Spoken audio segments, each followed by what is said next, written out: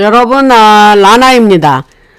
본 영상은 민감한 주제에 대한 개인적인 분석과 정보 공유를 목적으로 하고 모든 내용은 엔터테인먼트와 토론을 위한 것이며 법적 조언이 아닙니다.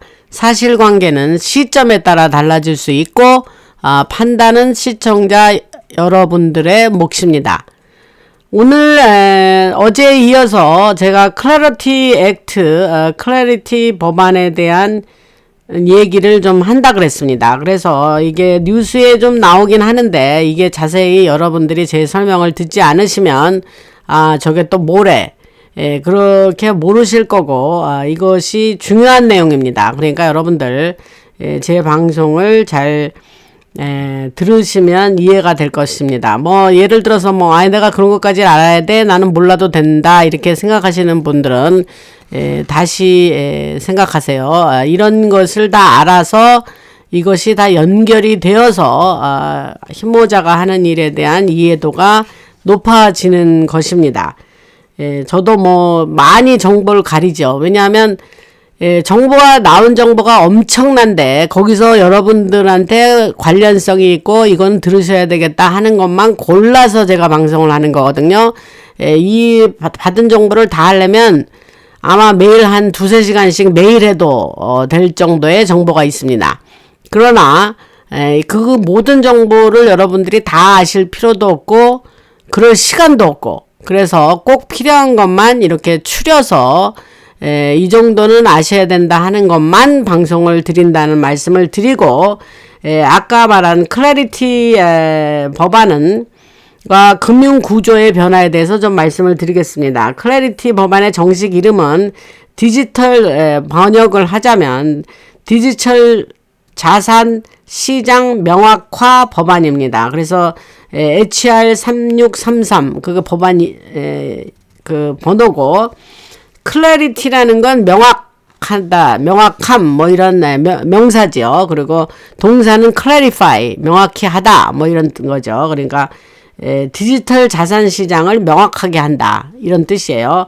그래서 이 법안은 작년 7월 미 하원에서 294대 134라는 큰 표 차이로 통과가 되었고, 상원 통과는 아직 안 되고 있습니다. 그래서 이제 그게 귀추가 주목이 되는데, 겉으로 보면은 암호화폐 규제 법안이지만 일부에서는 이를 딥스의 금융 독점 구조를 흔들게 되는 숨어진 무기로 이게 작용하게 된다, 이 얘기를 하고 있습니다. 그래서 제가 지금 이 라나 방송에서 다루고 있는 거예요.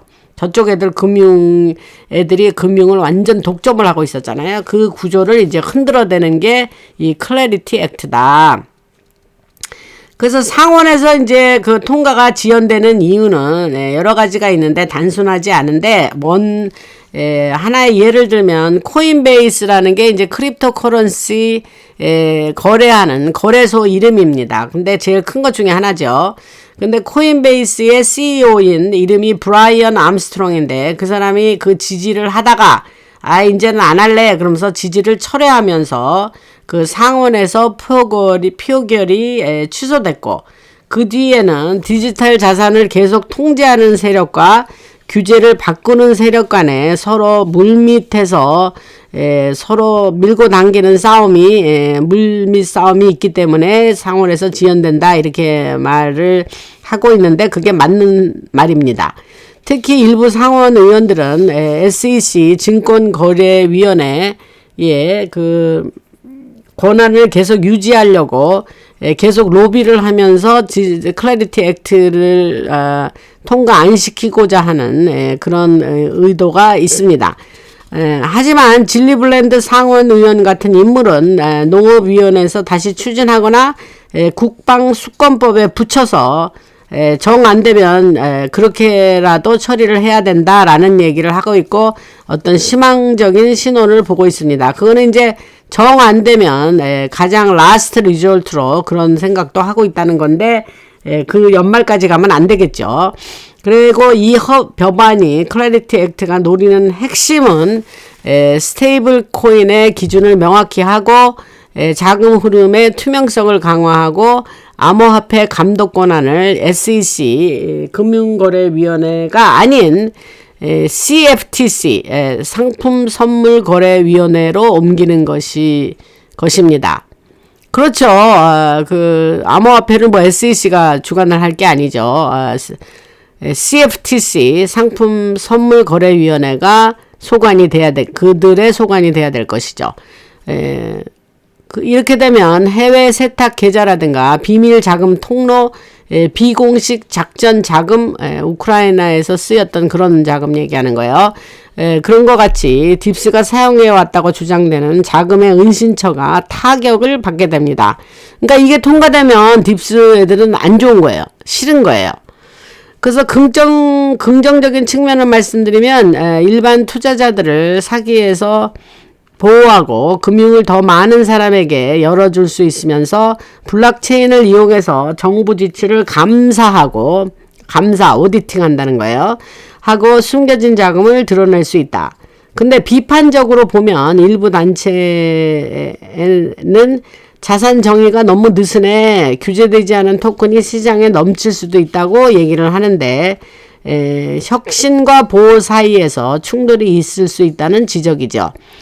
정치적인 변수를 얘기하면 만약에 법안 처리가 올해 11월 중간선거 이후로 미뤄져 버리면 개혁 세력이 의석을 잃을 수도 있고 기존 구조가 그대로 유지될 가능성도 있습니다. 이거 이제 우리가 원하는 게 아니죠.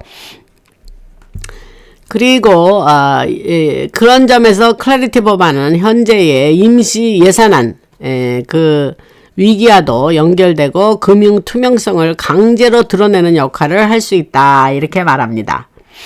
그 다음에 이게 이제 제가 그러면 어제 그 군사 정상회의 얘기했죠. 그거와 이 클래리티 액트를 같이 얘기하는 이유가 있습니다. 그 얘기를 지금 하겠는데 군사 정상회의하고 그 클래리티 액트하고 무슨 관련이 있대? 이제 여러분들이 그렇게 생각하실 거잖아요. 그래서 제가 이제 얘기를 하겠습니다. 그래서 어제 말씀드렸죠. 미국 합참의장 댄 케인이 34개의 서반구 모든 나라의 국방 책임자를 소집해서 서반구 군사 정상회의를 한다고 그랬습니다. 2월 11일 날 며칠 안 남았죠.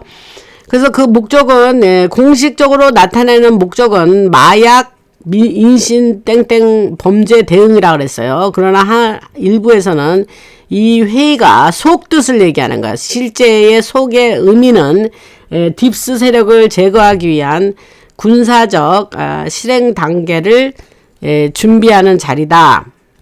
그렇게 얘기를 합니다.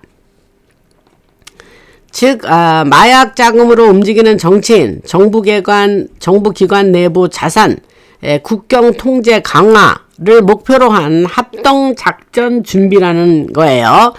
그래서 이거는 2025년 베네수엘라 작전의 연장선으로 더 정밀한 무기와 기술이 사용될 수 있다.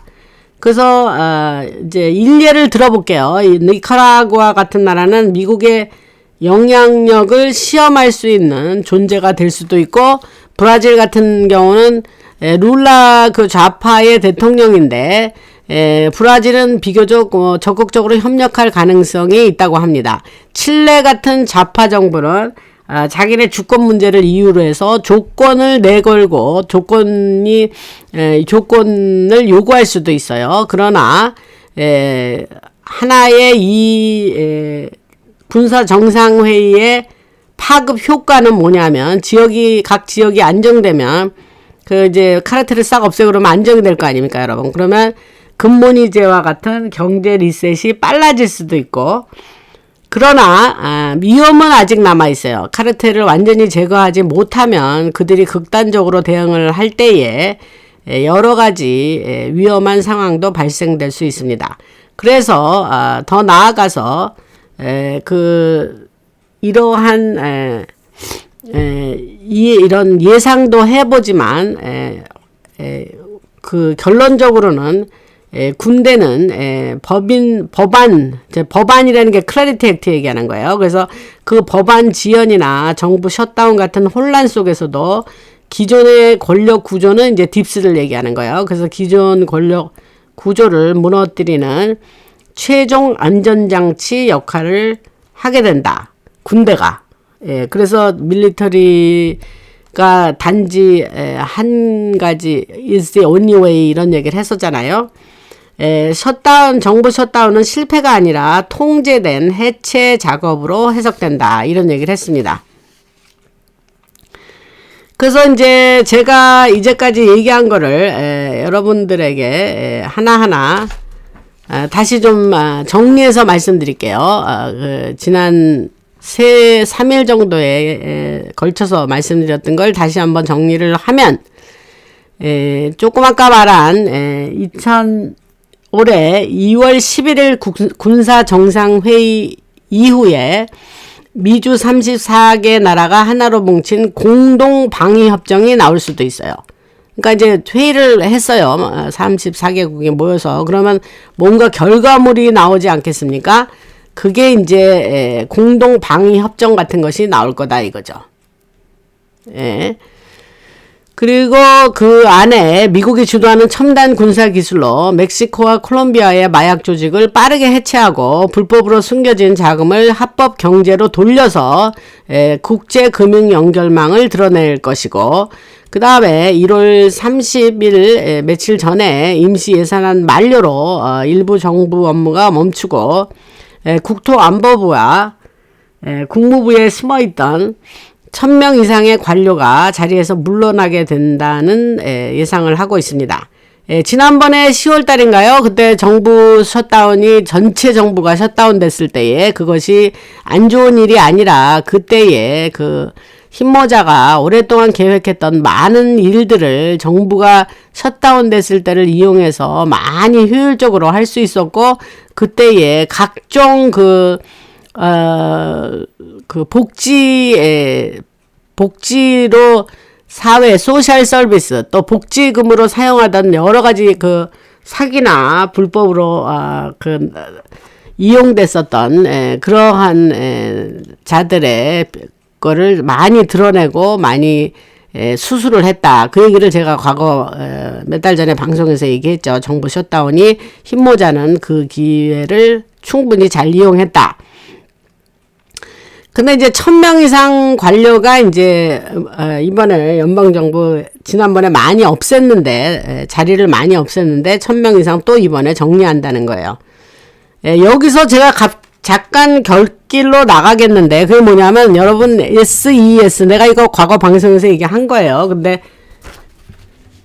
뭐 처음 들으시는 분도 있고 하니까 지금 이제 갑자기 생각이 나서 또 얘기를 하는데 SES라는 게 있어요. 그게 뭐냐면 Senior Executive Service의 약자인데 그 바이든 때만이 아니죠. 좌파 정부나 이번에 트통 일기 때도 있었어요. 근데 트통이 그거를 일기 때는 제거를 못했는데 어떤 일이 있었냐면 오랫동안 시니어 이그제큐티브 서비스라는 그거에 그런 직책을 가진 자가 연방정부 안에 한 6-7천 명이 있었어요. 그들의 일반 봉급이 한국 돈으로 한 몇 억씩 됐어요. 1년에.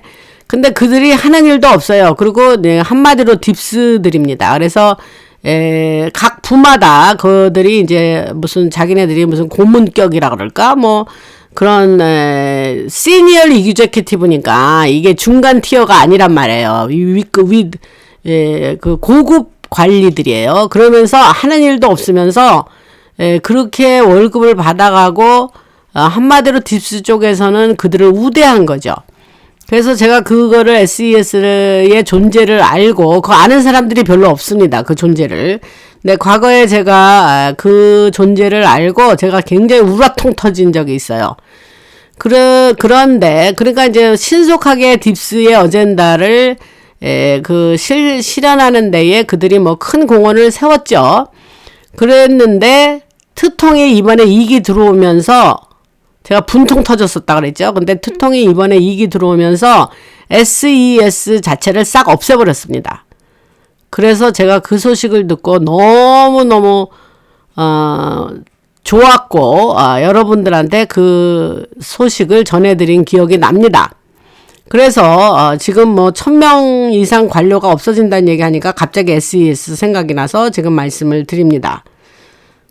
희한한 거는 그 SES를 아는 사람들이 없더라고요. 그게 굉장히 그들이 몰래, 거의 몰래 비밀적으로 그런 존재들이 연방정부 곳곳에 박혀 있었다. 이 얘기를 하는 겁니다. 지금은 없어요. 예, 다 쫓겨났죠. 그리고 그래서 1000명 다시 말씀드릴게요. 1000명 이상 관료가 자리에서 물러나게 되고 이후 트럼프의 행정 명령으로 국경 강화와 자산 압수가 빨라지고 선거 개입과 연결된 세력이 정리된다. 여기서 또 한 가지 곁길로 나갈게요. 여러분 13848이라는 행정명령 13848이 있어요. 그게 뭐냐면 그 외세에 의해서 선거 개입이 있었을 경우 그게 인스티튜션이든 개인이든 막론하고 그들의 자산을 압수할 수 있다. 그런 증거가 그런 것이 그런 것을 이제 증거가 잡힌 거죠. 그런데 이게 희한한 일이 있어요. 그게 뭐냐면 트통이 2019년인가 이 행정명령을 사인을 했거든요. 근데 이게 어마어마한 거예요. 그러니까 이걸로 모든 자산이 다 압수가 되는 거예요. 합법적으로. 그런데 트통에 나간 다음에 바이든 행정부에 떠도 그거는 딱 1년 만에 엑스파이어 되는 겁니다. 그러니까 갱신을 하지 않으면 없어지는 거예요. 근데 너무 희한한 일이 제가 방송에서 여러 번 얘기했지만 13848을 계속 바이든 행정부에 때도 갱신을 했어요. 그러면 여러분 말이 됩니까? 바이든은 그거를 없애야지 왜 계속 리뉴를 하느냐 말이에요. 그래서 제가 이 얘기를 일례로 들어가면서 바이든이 흰모자가 세운 꼭두각시자 비행기 올라가면서 타러 올라가면서 3번씩 넘어지고 뭐 그러는 여러 가지 그리고 기자회견이 백악관이라고 보니까 그 앞에 포디움만 이렇게 했는데 그 전체 사진을 보면 하나의 지어진 스튜디오 같은 데서 그 백악관 있는 것처럼 행세를 하고 뭐 그랬다 그랬지 않습니까? 여러분 그런 동영상 보신 분들이 있을 거예요. 그게 무슨 얘기를 하려냐? 그 13848이 무서운 행정명령입니다. 그래서 지금까지 그게 살아있어요. 그러면 이런 선거 개입이라든가 이런 거에 연루자들이 많을 텐데 그들이 모든 재산을 압수당하는 겁니다. 이게 무서운 얘기예요. 그래서 과거에 이거 들으셨던 분 많이 있겠지만 그거는 지금까지도 유효하고 살아있고 이미 많은 자들이 그것에 의해서 압수도 당하고 재산을 몽땅 압수당하는 그런 경우가 많이 있죠.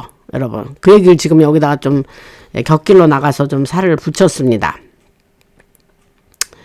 그리고 그래서 계속 할게요. 클래리티 법안이 2월 중순에 지금 상원을 만약에 통과한다면 이번 달 중순에 통과를 하게 되면 뭐 11월까지 갈 것도 없고 그렇게 된다면 이게 그러니까 오늘 될 수도 있고 뭐 한 달 후에 될 수도 있고 이런 거잖아요. 되게 플루이드한 건데 그렇게 된다면 디지털 금융을 독점하던 세력이 무너지고 스테이블 코인을 CFTC가 관리하게 되면서 그 결과 비밀 작전에 쓰이던 해외 암호화폐 자금이 드러나고 이게 뭐냐면 비밀 작전에 쓰이던 암호화폐 자금은 뭘 얘기냐면 비트코인을 얘기하는 거예요. 그래서 비트코인이 과거에 많은 어두운 그런 일들을 행하고 돈 세탁을 하고 거기서 돈을 돌리고 할 때에 그것이 많이 사용이 됐었다 그러죠. 제가 이거 방송에서 얘기한 건데 그래서 5천억 달러 규모의 투명한 자금이 그러니까 해외 암호화폐 자금이 드러나고 5천억 달러 규모의 투명한 자금이 미국 시장에 들어오게 된답니다. 여기서 5천억 달러는 이제 영어로 말하면은 그러니까 500 빌리언 달러가 되겠죠. 큰 돈이죠. 1 트릴리언 달러의 반이에요. 반. 50%. 그래서 이거는 이라크 디나르 가치 조정과 함께 금 기반 금융 체제로 이어진다는 얘기고, 그 다음에 올해 1분기 1, 2, 3월이죠. 1, 2, 3월 1분기에는 트통이 이란 대리 세력을 상대로 첨단 무기를 사용해서 군사작전을 실행할 수 있고, 지금 뭐 변죽만 올리고 있죠. 이라크 시리아의 이란 세력을 약화시켜 동결 자금을 풀고 중동 질서를 다시 짠다는 주장입니다. allegedly, 제가 일부러 이 말 많이 쓰는 거 아시죠? 이유 아시죠? 이라크 아까 이라크 얘기했고, 그 다음에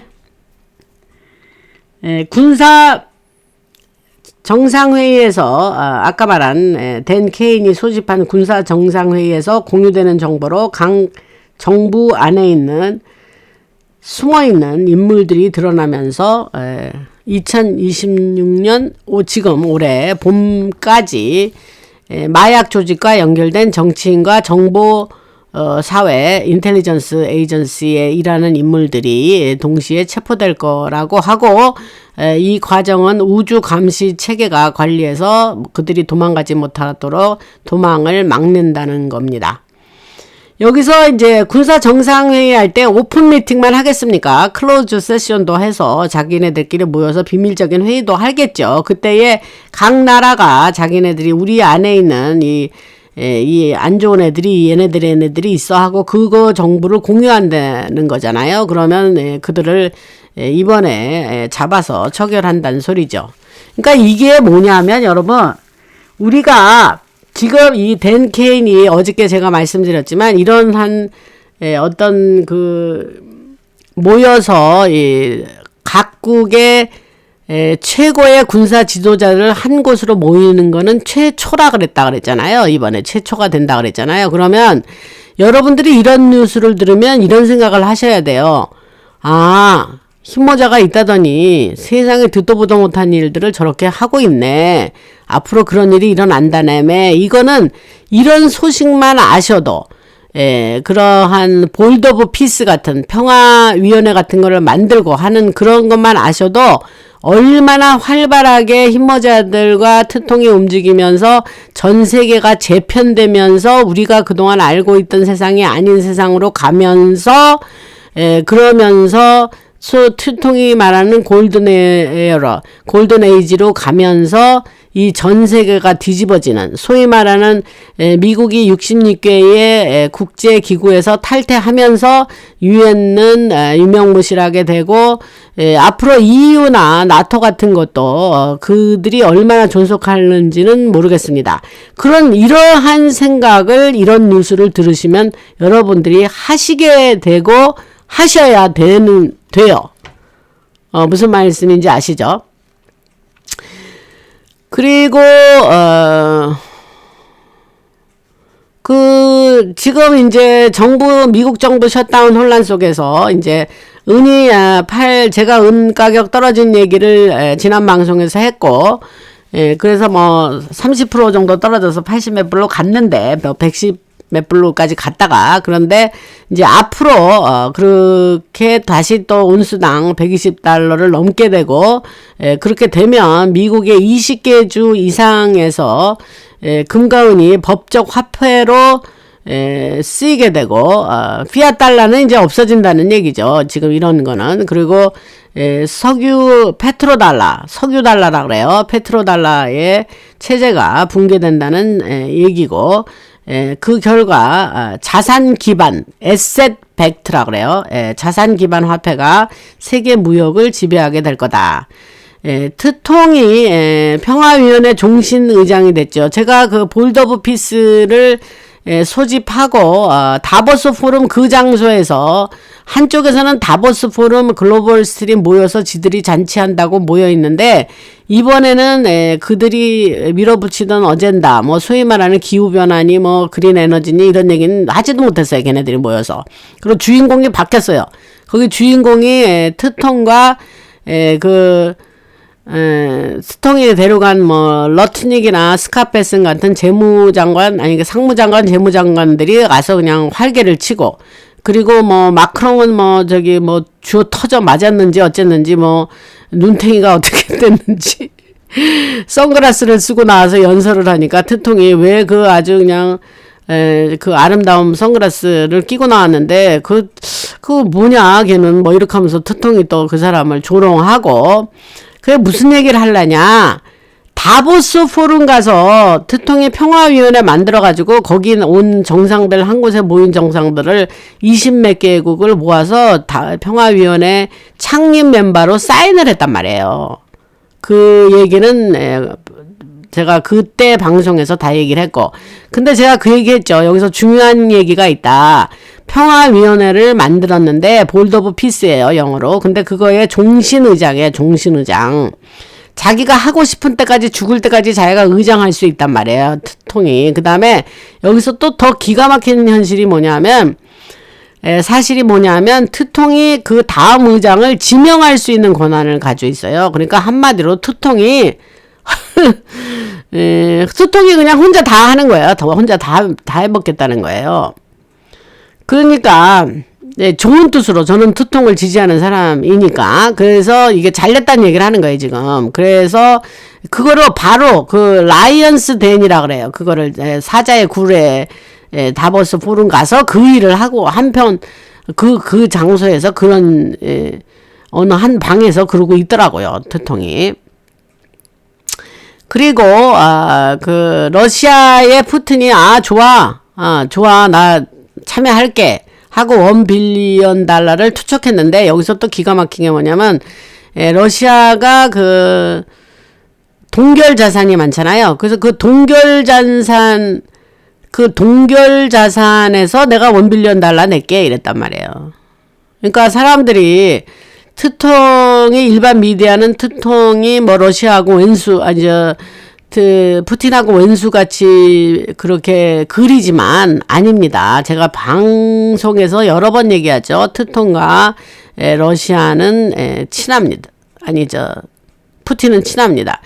세계 최초로 아주 고생 끝에 딥스에 아주 씨를 말려버리고 딥스를 완전히 쫓아낸 나라가 하나 있어요. 그 나라가 누구냐? 러시아입니다. 그래서 러시아에는 예를 들면 소로스 같은 인간이 들어간다, 뭐 그렇게하지도 않겠지만, 그래 옛날에, 지금은 소로스는 이 세상 사람이 아닌 거, 그 저쪽으로 그를 들어간다 그러면 들어가는 즉시 공항에서 잡힌다 그랬지 않습니까, 제가. 그러니까 그 나라는 딥스의 영향권에서 벗어난 거예요. 그래서 러시아를 그렇게 딥스가 미워하는 겁니다. 그래서 평화위원회가 그 가자지구와 이라크 재건에 그러니까 가자지구를 다시 재건한다 그러면서 만들었는데, 그건 여러분 표면상의 이유고, 결국은 볼드 오브 피스는 UN을 대체할 거다, 그 얘기를 했죠. 한국도 그 지금 인비테이션 초대를 받았습니다. 그러나 지금 이제 뭐 저울로 재고 있겠죠. 그리고 서부 유럽 국가도 뭐 픽픽거리면서 뭐 평화위원회를 뭐 이렇게 입을 삐죽삐죽 하고 있죠. 그러나 시간의 차이일 뿐 그들도 할 수 없이 평화위원회에 들어가야 될 겁니다. 향후. 그래서 그 평화위원회를 통해서 중국의 영향력을 막고, 중국은 지금 여러 프로빈스로 쪼개지고 있죠. 중국의 프로빈스가 약 20개 정도 있고 한 5개의 자치구가 있습니다. 그래서 그 중국이 그 여러 가지가 모아져서 오늘날의 중국이 된 건데, 앞으로는 그 각 지방 정부들이 다 쪼개질 거란 얘기를 했고, 이미 일어났고, 지금은 중국은 붕괴 중에 있습니다. 이제 사람들이 중국 얘기를 할 때 뭐 좋은 소식 있다 그러면서 뭐 이렇게 하는데, 여러분 나무를 보지 마세요. 숲을 보세요. 숲을. 나무 몇 개가 달라졌다고 해서 전체의 숲에 숲이 어떤 영향을 미치는 건 아니에요. 전체 숲을 보시라고, 그 빅픽처를 보시라는 얘기죠. 중국에 대해서. 그 다음에 클래리티 법안 지금 계속 얘기했는데, 군사작전과 그러니까 클래리티 법안과 군사 정상회의가 함께 작동해서 숨겨졌던 AI 사기 탐지 기술과 블록체인 감사 기술이 공개되고 시민들이 선거와 금융을 직접 검증할 수 있는 완전한 투명 시대가 열린다는 겁니다. 그래서 여러분들이 느끼시기에 클래리티 법안하고 댄 케인이 모집했다는 군사정상회의가 왜 같이 얘기를 해? 무슨 연관성이 있기에 제가 같이 연관성이 있다 그랬죠. 그래서 지금 요렇게 말씀을 드리는 겁니다. 그리고 올해 여름까지는 결론 부분으로 올해 여름까지는 이런 흐름이 유럽과 아시아의 남은 세력까지 무너뜨리고 미주 지역이라는 건 이제 북미, 중미, 남미를 얘기하는 거예요. 그래서 미주 지역이 세계 최강의 그 지역이 블록이 되는 거죠. 되면서 더 나아가서 그 인류가 풍요한 시대로 들어간다는 얘기입니다.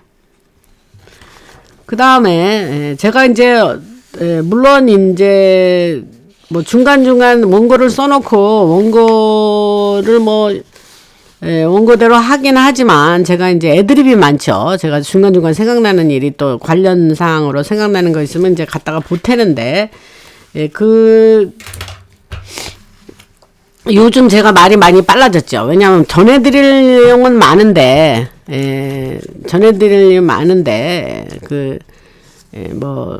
어제 말씀드렸죠. 1시간을 하던 30분을 하던 제가 그냥 알아서 하는 겁니다, 여러분. 여러분들이 말씀하시는 거를 참고는 하지만 가장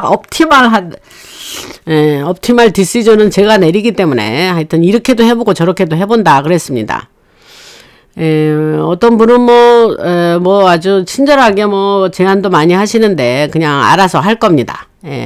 감사드리고, 지금 제가, 여러 가지 말씀을 드릴 때에 제가 잠깐 로스차일드 가문에 대해서 좀 꼭 알아야 될 여러분들이 아셔야 될 것이 좀 있어서 말씀드리겠습니다. 이거는 로스차일드 가문은 18세기 독일의 프랑크푸르트의 유대인 지역에서 시작이 됐죠. 마이어 암쉘 로스차일드는 이름이 다르는데 로스차일드는 이름 바꾸고 나중에 붙인 이름입니다. 그래서 유럽 귀족들과의 관계를 이용해서 처음에 고리대금 하던 사람이에요. 그 시조가. 그래서 은행 유럽 귀족들 그 왕의 돈을 좀 관리해 주다가 유럽 귀족들과의 네트워크가 생기면서 그런 걸 이용해서 은행의 제국을 만드는 거죠. 그래서 여기서 제가 말하는 굉장히 그런 얘기는 어두운 얘기입니다. 그들은 밝은 것이 하나도 없어요. 그들은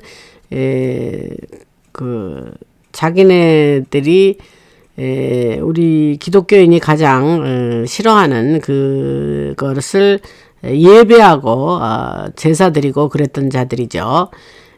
그래서 그들의 신비주의라든가 비밀결사 이런 거하고 깊이 얽혀 있습니다. 그래서 이 카발라 신비 사상과 프리메이슨 의식이 섞인 여러 비밀 모임들이 많고, 그런 비밀적으로 하면서 효과적으로 전 세계 지도자를 만들고 그렇게 자기의 어젠다를 밀어붙이면서 지금까지 승승장구했죠.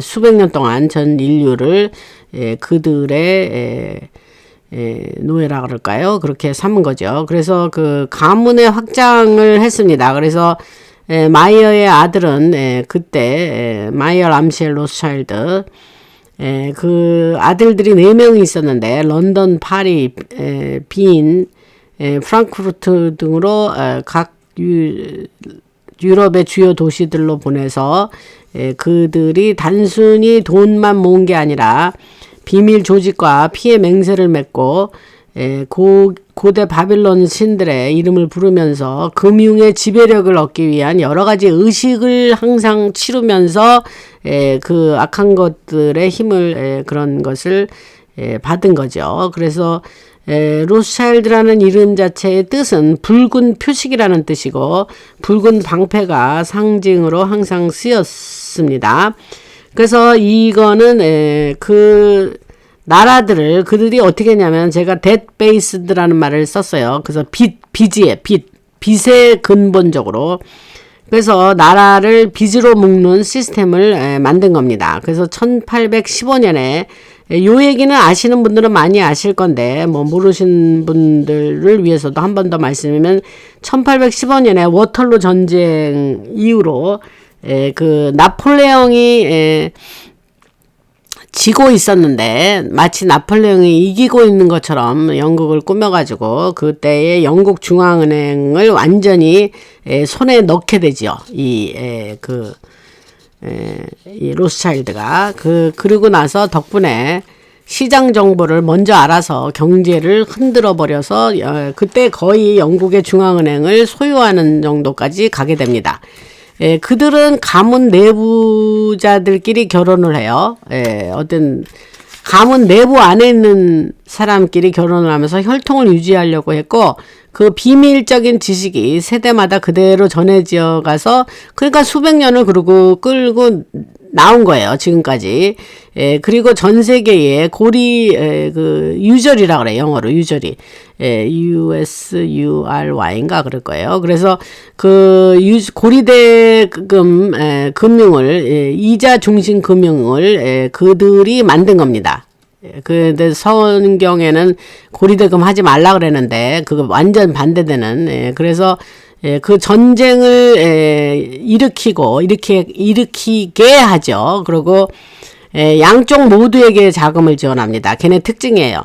그리고 계속 그러니까 빚을 지게 하고 그러니까 전쟁에 이긴 쪽이든 진 쪽이든 다 빚을 지게 돼요. 그들한테 빌려간 돈을. 그러면 그 빚과 그 다음에 여러 가지 혼란을 키우면서 그들은 승승장구할 수 있었습니다. 제가 앞서서 막 그런 얘기를 했나요? 아브라함 링컨도 빚을 남북전쟁 할 때에 이들에게 빚을 얻었었죠. 결국은 뭐 갚지 못하고 그것이 볼모가 돼서 1871년에 미국이 주식 회사가 되죠. 그게 이제 이 로스차일드 얘네들이 그렇게 한 겁니다. 그래서 주식 회사가 되면서 워싱턴 DC가 포린 소일이라 그랬죠. 워싱턴 DC, 바티칸, 시리 오브 런던 그게가 이제 세 개가 걔네들의 본거지예요. 그런데 DC는 디스트리 오브 콜롬비아라고 그랬지만은 그것이 버지니아주하고 메리랜드주가 조금씩 떼준 땅인데 그게 포린 소일이에요. 외국이에요, 외국. 근데 거기에 로스차일드 얘네를 비롯한 얘네들이 가서 그러니까 한마디로 걔네들이 미국의 모든 토지와 자산을 건물까지 그 자산을 다 워싱턴 DC에게 이양하면서 US 잉크가 됩니다. 미국 주식회사가 1871년에 그 얘기를 제가 2020년 8월에 유튜버하고 인터뷰하면서 제가 그 얘기를 했어요. 미국은 주식회사다 그러니까 뭐 난리가 났죠. 그래서 제가 그때에 이제 유튜브를 들으시는 분이 세상에 이게 무슨 소린가 하면서 여러분들이 놀랬고 그런 얘기를 제가 방송에서 한 5년 반 전에 했죠. 그 얘기를. 그래서 그 얘기가 지금 생각나네요. 그래서 사람들이 다 놀랬는데 지내놓고 보니까 그거 사실이었죠. 그래서 저는 뭐 오래전부터 알고 있었던 얘기고 미국에는 그런 일을 알고 있는 사람이 얼마 안 됩니다. 다 그냥 숨겨서 몰래 했기 때문에 그리고 트통이 US 잉크를 미국 주식회사를 몇 년 전이에요. 몇 년 전에 플로리다 법정에서 미국 주식회사 파산 선고를 합니다. 합법 서류 그 법적으로. 그래서 그 얘기는 과거 방송에서 말씀드렸습니다. 그리고 갔다가 이제 곁길로 갔다가 이제 다시 네, 돌아오면 그래서 지금 그 로스차일드 얘기하다가 이제 곁길로 나갔는데 다시 돌아가서 만약에 그 미국이 주식회사였고 1871년에 이제 그때가 막 그랜트 만북전쟁 장군이었던 그랜트 장군이 이제 대통령이 되죠. 그러면서 그 미국이 공화국이 아니라 이제 미국 주식회사가 됐는데 그런 얘기를 여러분들이 더 리서치를 하시면 재미난 얘기가 많이 나옵니다. 저는 과거 방송하면서 간간히 여러 가지 이야기를 해드렸어요. 그래서 더 파고 들어가셔서 그 토끼굴을 들어가실 분들은 들어가서 더 많은 재미난 얘기들을 리서치를 하시기 바랍니다. 그리고 아까 로스차일드 얘기를 들어가서 일부 그들이 이제 그렇게 하면서 그 가문이 유지가 되어 왔는데 일부 의식이 그 의식들을 치러요. 걔네들은 그랬는데 그런 가문 내에 분열이 일어났죠. 분열이 일어났고 여러 가지 의문스러운 죽음이 자꾸 생기면서 그들은 사실 그 발포화 선언 얘기했죠. 그래서 영국의 외무상인 발포화에게 편지를 보내고 하면서 지금 현재 이스라엘을 1948년에 만든 장본인이 로스차일드입니다. 그 얘기는 뭐 역사적 사실이고 문서도 남아있고 이거 사실 1차 대전 할 때에 돈을 대주면서 그 영국한테 약속을 받아냈어요. 1차 대전 끝나면 우리 그래 니네들 거기다가 그 이스라엘 만드는 거 허락할게 그랬어요. 근데 1차 대전 끝나고 영국이 그 약속을 지키지 않았습니다.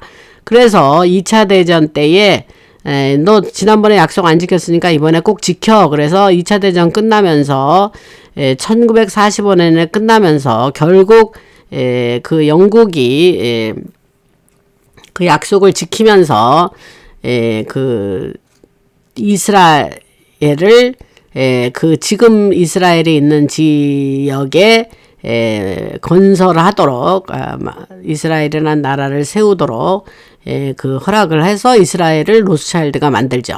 그러니까 지금 있는 지역은 그러면 있던 사람들 거기 살던 사람들을 다 몰아내고 그 지역에 이스라엘이라고 깃발을 꽂은 거예요. 그러면서 전 세계에 나가 있는 카자리아 유대인들을 다 뭐 폴란드고 뭐 동부 유럽이고 뭐 유럽이고 뭐 엄청 퍼져 있던 유대인들을 자기 본국으로 돌아오는 그 프로그램을 통해서 돌아오면 비행기표도 대주고 뭡니까 오면은 먹고 살 수 있게 짭도 주고 집도 대주고 하는 그런 프로그램을 통해서 전 세계에 퍼져 있는 그 유대인들을 여기서 말하는 유대인은 자칭 유대인이에요. 본로 혈통적으로 우리 성경에서 말하는 그 유대인 히브리인이 아니라는 것을 명심하시기 바랍니다. 그래서 그 사람들이 가서 지금의 이스라엘이라는 나라가 형성이 된 거예요. 너무도 잘 아시는 내용인데 제가 또 오늘 반복을 하네요. 새로 들어와서 들으시는 분 도움 될 겁니다. 그래서 지금 이제 시원주의 운동 얘기하다가 또 글로 또 곁길로 나갔는데 그래서 로스차일드 걔네들이 시원주의를 세우고 그 운동을 지원해서 이스라엘을 그들의 요새로 만드는 거죠. 오늘 로스차일드 얘기가 너무 많아서 오늘 요까지 하고 양념으로 우선 여기 하고 요 뒤에 얘기 재미난 얘기 많으니까 요 다음 방송 내일에 또 요거 연결해서 또 하겠습니다. 재미난 얘기 많아요. 감사드리고 할렐루야 주님을 찬양하고 저는 예수 믿는 사람입니다, 여러분. 그러니까 뭐 예수 안 믿으시는 분이 뭐 여기 뭐 방송 들어왔더니 뭐 할렐루야 하고 뭐 난리 났네 뭐 그러실 분도 있는데 상관치 않습니다. 여러분들 뭐 이런 어디 가서도 들을 수 없는 소식 들으러 들어오셨으면 이런 소식 들으시면 재미난 소식 뭐 다른 방송에서는 안 하는 얘기 하는 거니까 그런 얘기를 정보를 취득하시면 됩니다. 감사드리고 카카오뱅크에 자율구독료 보내신 분 내일 묶어서 또 내일이나 모레 묶어서 말씀드리겠습니다. 미국에서 사시는 분들은 젤로 보내실 수 있고 그 더보기란에 가면 정보가 있습니다. 그 정보대로 보내시면 되고 슈퍼땡스 보내신 분들 어제는 없네요. 네, 슈퍼땡스도 여러분들 보내주시면 감사하겠습니다. 여러분들 지금 아나방송이 열심히 지금 하고 있기 때문에 여러분들이 후원하셔서 방송을 이끌어 가 주시기를 부탁드리고 멤버 업그레이드 하신 분들 하시고 제가 멤버 그 광고는 매번 합니다. 그래야 리마인드를 해드리면 멤버를 하시더라고요. 아무 소리 안 하고 있으면 안 하시더라고요. 들어주셔서 감사드리고 라나였습니다.